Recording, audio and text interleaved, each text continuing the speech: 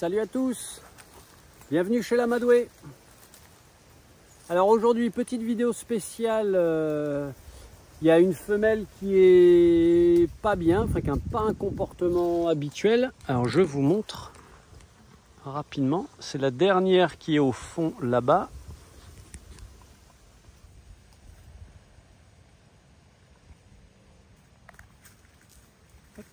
Celle-là.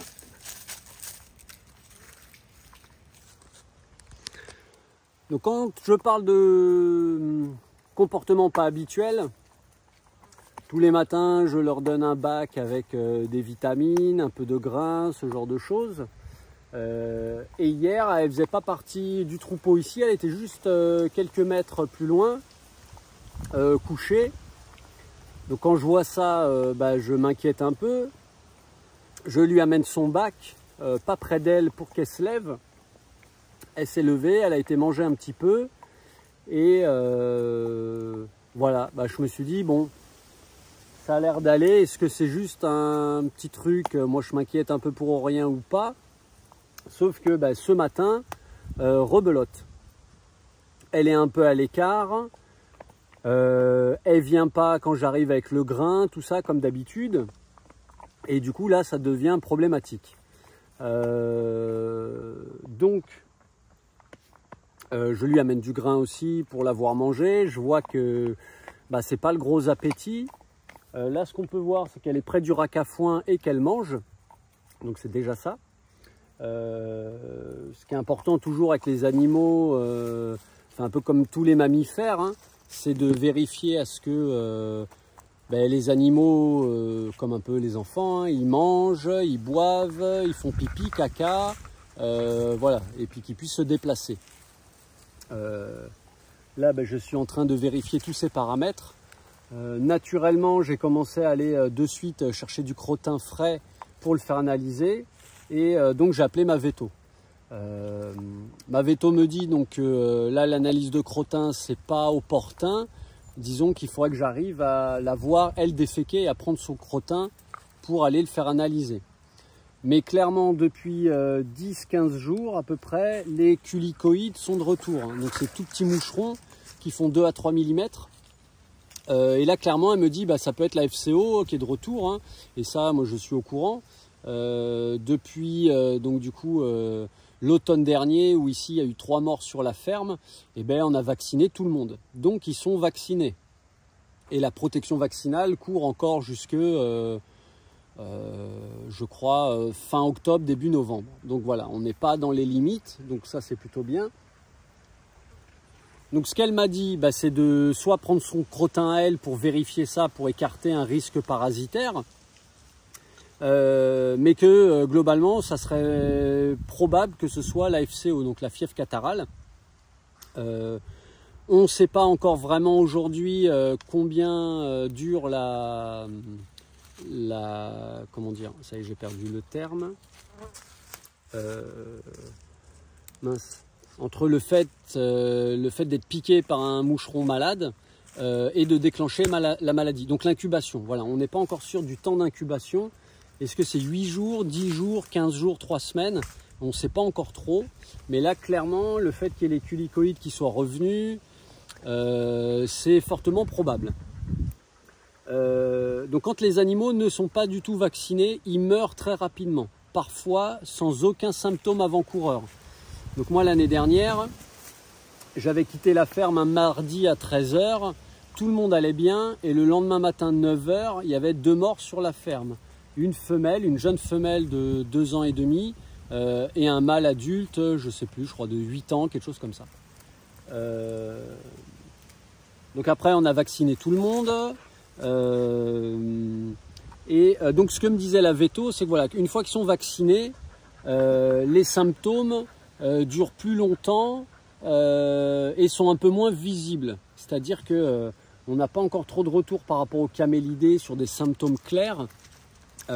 Mais ce qui revient souvent quand même, c'est une détresse respiratoire, un peu des râles, difficulté à respirer, et puis perte d'appétit, difficulté à se déplacer. Enfin là, ça y ressemble. Donc elle est en train de manger, c'est plutôt positif. Mais voilà, le vaccin va diluer les symptômes, il va les rendre moins forts et moins visibles. Donc clairement, je m'inquiète beaucoup pour elle. Il n'y a pas de traitement, hein, je rappelle. Je ne suis pas vétérinaire, mais voilà, il y a potentiellement un petit cocktail à donner entre anti-inflammatoire, antibiotique et je crois un antidouleur. Voilà, mais c'est rien de garanti. Donc là, si je trouve pas de crottin cet après-midi, enfin là dans la journée, ça va être compliqué, parce que là il doit être 14 h. Donc j'étais parti avec des clients tout à l'heure. Là je reviens, je devais partir chez moi pour tout vous dire pour manger. J'avais prévu des trucs à la maison à faire cet après-midi. Bon voilà, ça s'est remis en question, mais vous savez que les animaux, on sait quand la journée commence, on ne sait pas quand elle termine. Heureusement, j'ai toujours avec moi à boire et un petit paquet de trucs à grignoter. Donc je vais rester là aujourd'hui. Je vais grignoter des trucs, mais au moins je vais rester en vie. Donc voilà, on ne sait pas trop combien de temps ça dure. Ici, on a le variant 8, parce que donc il y a une douzaine de variants différents de la fièvre catarrhale, donc FCO, fièvre catarrhale ovine, parce que ça touche essentiellement les ovins, donc les chèvres et les brebis surtout. Il y a un variant 3 qui circule dans le nord de l'Europe et dans le nord de la France, mais ce vaccin est compliqué à faire. Et donc aujourd'hui, il y a une priorité aux élevages ovins, donc ceux qui produisent de la viande et du lait. Et ma veto m'a dit, parce que moi j'ai posé la question voilà, en disant est-ce qu'il n'y a pas moyen quand même que toi t'en aies? Elle me dit non, il faut jouer le jeu.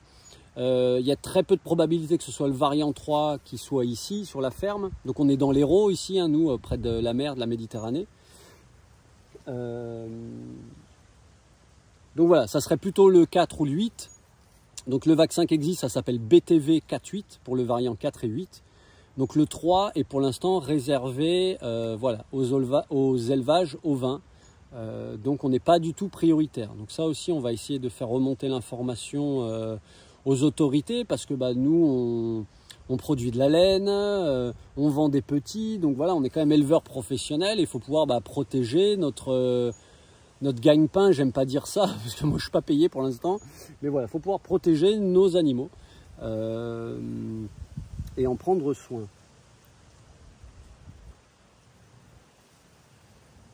Donc elle m'a dit, voilà, il y a un vétérinaire, donc moi je suis pas vétérinaire, hein, je veux pas voilà, je donne des conseils, des informations, mais je vous invite fortement à vous rapprocher de vos vétérinaires, à vous rapprocher de l'association française des lames alpaga, donc AFLA, A-F-L-A, qui font du super boulot.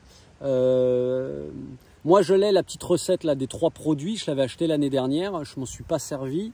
Là ma veto m'a dit voilà, si tu vois qu'elle se dégrade toujours dans l'après-midi, fais-lui le protocole et au moins voilà, on aura fait quelque chose et ça peut-être, voilà, vu qu'elle est vaccinée, que comme je vous disais les symptômes sont un peu dilués, ils sont moins forts, peut-être que là cette petite recette de 3 médicaments peut fonctionner. Je dis peu, hein, peut-être, hein, c'est vraiment pas sûr, mais vaut mieux tenter des choses que de regarder ces loulous mourir et ne rien pouvoir faire et avoir la culpabilité de ne pas avoir fait ce qu'il fallait. Donc voilà, j'essaie de faire ce que je peux et surtout j'essaie de diffuser l'information pour que les gens puissent se saisir du problème et éviter des carnages et puis que les maladies se propagent d'autant plus vite, quoi, hein. Parce que malgré les vidéos que j'ai fait l'année dernière et tout ça, alors voilà, je ne suis pas suivi par des centaines de personnes, mais clairement voilà, moi j'ai vu là il y a quelques jours des gens qui ont perdu des loulous, qui n'étaient pas vaccinés et qui font partie un peu de mes contacts, donc qui peut-être avaient vu mes vidéos, voilà. Bon après je jette pas la pierre, hein, c'est pas ça que je dis, hein, mais voilà, c'est quand même dommage quand des gens tirent un peu la sonnette d'alarme, notamment la FLA, et que des gens du coup passent un peu au travers, voilà. Bien sûr, j'essaie de rester bienveillant dans ce que je dis, hein. Je ne juge pas les gens, on fait tout ce qu'on peut. Des fois, on passe au travers des informations. Voilà. chacun fait comme il peut avec son âme et conscience, ses moyens, etc. quoi, hein. Mais clairement, on est face à quelque chose qui tuait pas autant les camélidés avant, et pas de manière aussi récurrente, hein, parce qu'on connaît cette maladie depuis, je crois, 15 ans à peu près, hein, parce que l'AFLA, ils font du super boulot depuis plusieurs décennies, donc ils ont du recul là-dessus. Ils ont certains vétérinaires qui suivent les lamas, les alpagas de très près depuis très longtemps. Donc voilà, on a quand même des gens d'expérience. Et c'est important de s'appuyer sur l'expérience des autres pour pas que chacun reproduise les mêmes erreurs, hein. C'est ça l'idée du partage et de la transmission d'informations. C'est ce que j'essaie de faire là, hein. Même si peut-être que je donne pas toutes les infos précises, mais s'il y en a qu'en ont, je vous invite à faire des vidéos, à marquer des commentaires. Voilà, l'idée c'est de pouvoir voilà, échanger tous ensemble, hein.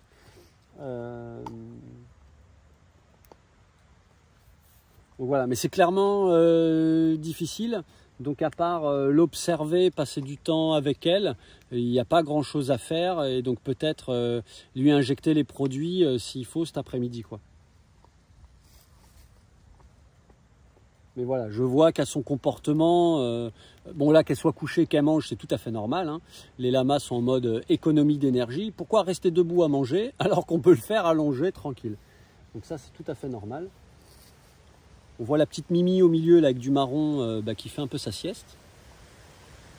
Il y a des mouches qui les embêtent, mais les mouches c'est pas le problème, hein, c'est vraiment les culicoïdes, hein, les tout petits moucherons. J'ai remis en place les attrapes mouches et moucherons qui n'attrapent que les mouches et moucherons. J'attrape aucune abeille, aucun papillon. Donc ça c'est top. Et en parlant de ça, il s'appelle Red Top, le toit rouge, quoi, on va dire. Voilà.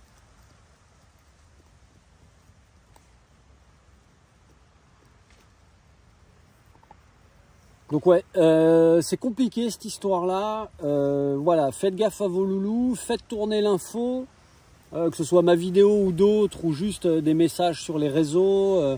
Appelez, je sais pas si vous connaissez des gens qui ont 1, 2, 3, enfin qui ont quelques lamas ou alpagas proches de chez vous. Voilà, vaut mieux faire tourner l'info, que les gens l'aient et puis que ça serve, enfin qu'ils l'aient déjà. Mais l'idée c'est d'essayer d'informer le plus de gens possible. Pour éviter les hécatombes, hein, parce qu'on estime à peu près à 30% de pertes. Mais quand on n'a pas des centaines d'animaux, 30% c'est énorme, quoi.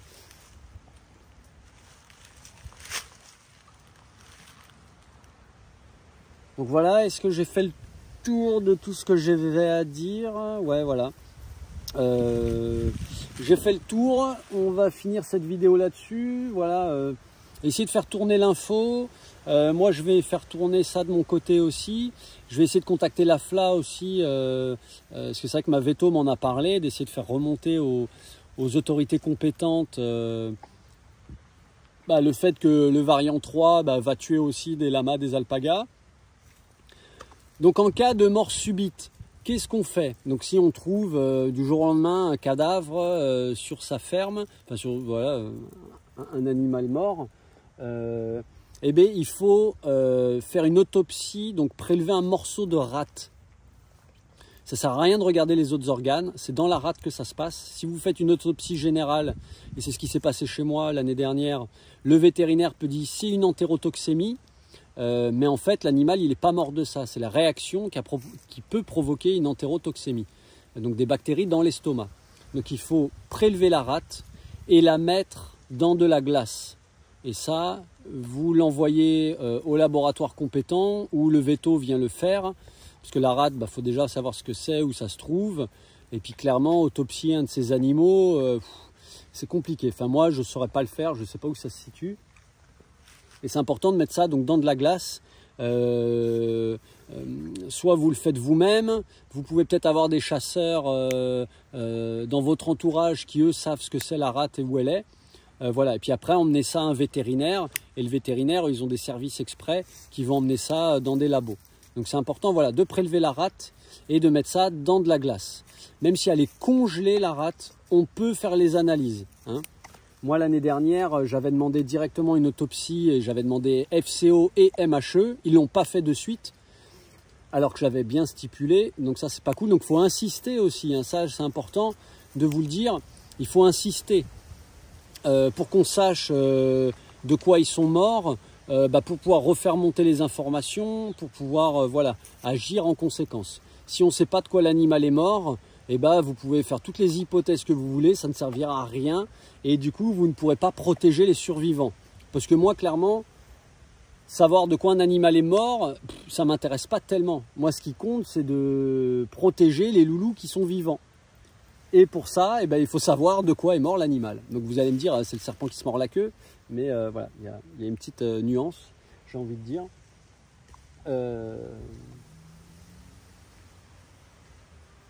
Voilà, elle mange bien, elle a l'air plutôt alerte, mais voilà.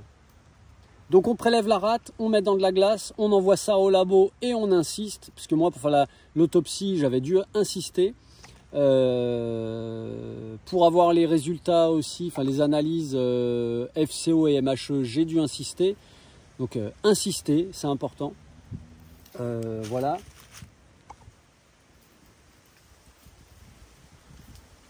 Après, il y a toujours le cas extrême de mettre des produits chimiques type Butox sur la laine des lamas. Mais ça, pareil, je ne suis pas sûr que ça soit très efficace parce que l'insecticide, donc ça rend le sang empoisonné. Mais du coup, il faut que l'animal pique pour avoir accès à ce sang et mourir. Donc bien sûr on va éviter les infestations, mais l'animal qui a été piqué, en théorie, vu qu'il a été piqué, il peut avoir la maladie. Donc auquel moucheron il va mourir après, mais votre animal il peut en mourir. Donc ça va limiter la propagation, ça c'est un fait, mais ça va pas sauver vos loulous, quoi. Donc ça c'est important de le dire, hein. Après, mettre des huiles essentielles, des choses comme ça, ça peut être intéressant, parce que donc il y a une différence entre l'insecticide qui tue l'insecte et l'insectifuge qui repousse l'insecte. Et moi je pense que c'est ça qui est le plus intéressant, c'est d'aller chercher à repousser l'insecte. Donc ça, je vous fais pas... je vous invite à rechercher sur internet, vous trouvez les huiles essentielles ou les choses comme ça qui vont repousser les insectes. Il en existe plein, enfin vous trouverez plein de recettes. Ça voilà, ça c'est facile d'accès. Et voilà, donc à part mettre des insectifuges, des pièges à mouches, il n'y a pas grand chose à faire. La vaccination bien évidemment, et après si l'animal est malade, il n'y a malheureusement pas grand chose à faire, parce qu'aujourd'hui il n'y a aucun traitement vraiment efficace où on peut se dire on fait ça, ça, ça, on donne ça, ça, ça et l'animal survit. Voilà, pour l'instant on n'en est pas du tout là, on a très peu de données là-dessus, donc c'est pour ça qu'il faut qu'on soit solidaires les uns les autres, qu'on fasse les analyses, qu'on demande le typage du variant pour être sûr de est-ce que c'est le type 8, le type 4 ou le type 3. Voilà, et qu'on puisse faire remonter les infos aux autorités compétentes, hein, et de pouvoir après mettre en place au fur et à mesure des années des protocoles, etc., quoi. Mais si on ferme tous les yeux en disant qu'une autopsie ou que des analyses ça coûte cher, voilà, là clairement c'est tous les ans on va y avoir droit, quoi. À chaque automne la FCO elle va revenir, quoi. Et les petits culicoïdes, donc ils peuvent faire plusieurs centaines de kilomètres dans la journée grâce au vent, parce qu'ils ont des toutes petites ailes, mais ils sont poussés par les vents et donc ils viennent d'Afrique tropicale, donc ils traversent le Sahara, la Méditerranée et ils viennent voilà chez nous. Là clairement il y en a beaucoup dans le nord de l'Europe, donc c'est une galère. Pour vous tenir informé des épidémies en cours, il y a la veille sanitaire, donc il y a un bulletin de veille sanitaire qui est édité toutes les semaines, où il parle du nombre de cas, des départements touchés, etc. Donc même si c'est toutes les semaines, c'est pas mis en place très rapidement. Moi, quand on a été sûr que la FCO avait touché l'élevage l'année dernière, il a fallu plusieurs semaines avant qu'apparaisse donc dans le bulletin de veille sanitaire internationale le département de l'Hérault dans les départements touchés par la FCO. Donc voilà, plus on est nombreux à faire les analyses, à faire les autopsies, à chercher les variants, plus on aura des infos précises, plus on pourra voilà, faire de la prévention et avoir des actions pertinentes et efficaces, quoi.